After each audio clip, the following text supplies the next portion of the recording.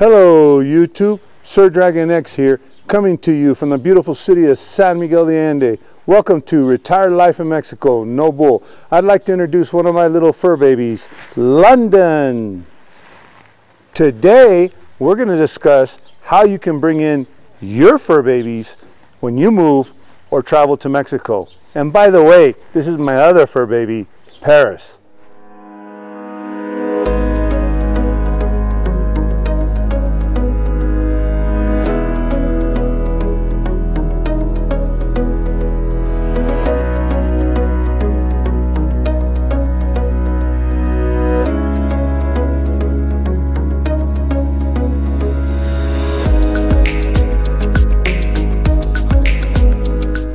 Welcome to Retired Life in Mexico, no bull, where not only do we present you with the facts and the procedures, but we also present you with the true reality. Today, we're going to discuss bringing your pets with you when you travel or move to Mexico.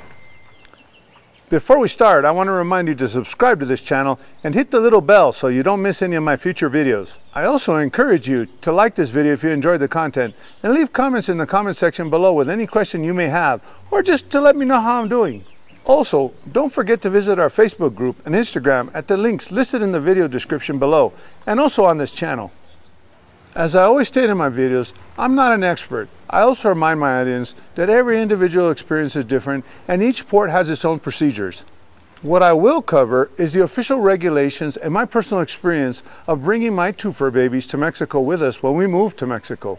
I will only be covering bringing cats and dogs with you to Mexico.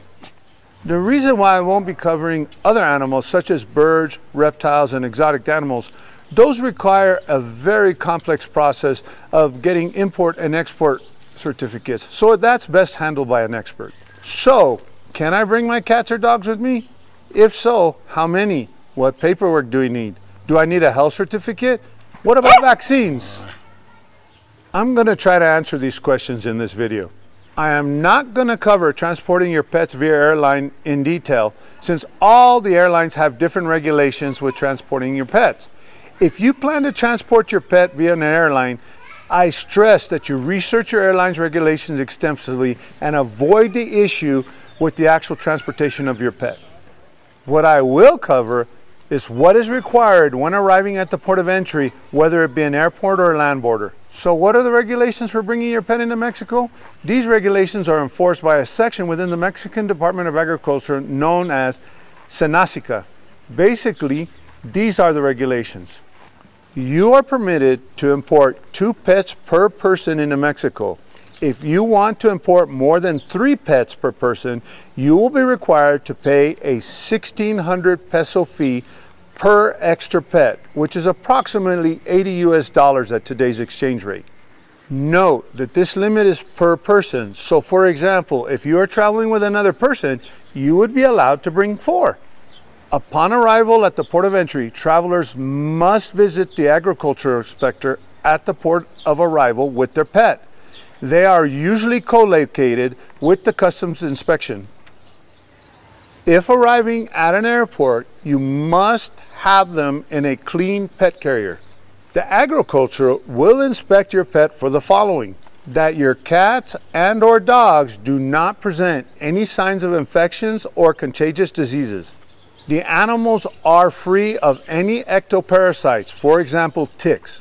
The animals do not present any fresh wounds or wounds in a healing process. Let's talk about health certificates as vaccinations. Previous to December 16, 2019, a health certificate was required for each pet. Now, if you're bringing your pet from the US or Canada, a health certificate is not required. If you are coming from a country that a health certificate is required, it must be done by a licensed veterinarian in the home country.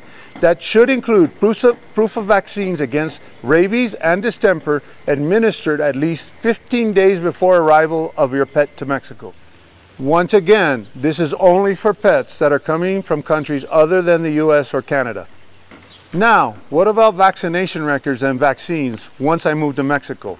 Speaking from personal experience, sometimes the agricultural inspector isn't even on duty.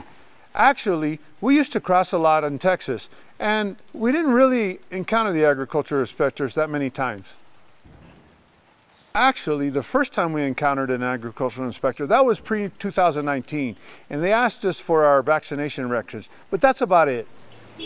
Post-2019, we actually were inspected by another agriculture inspector. We pulled out our vaccination records, and he actually indicated that those were no longer necessary and let us go on our way. But then again, that was our experience, that we seldomly saw the agriculture inspector at the port. But like I always say, every experience is different when you travel with pets in Mexico. We always keep our vaccination records with us when we travel with our pets in Mexico.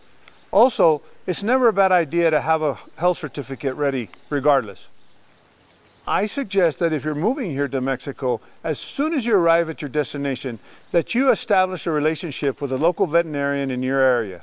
Once you establish that relationship, you can actually establish a care plan and a vaccination schedule for your pet. Note, vaccination schedules are different in Mexico than they are in other countries. It's very important to keep your vets vaccinated because many grooming facilities, such as Petco Mexico, require a copy of your vaccination records and that your vaccination records are current to Mexican standards. I hope this video was informative. And again, don't forget to subscribe. Like this video if you enjoyed the content and help me spread the word on YouTube. I must go now. Paris and London are calling. Until next time, see you soon.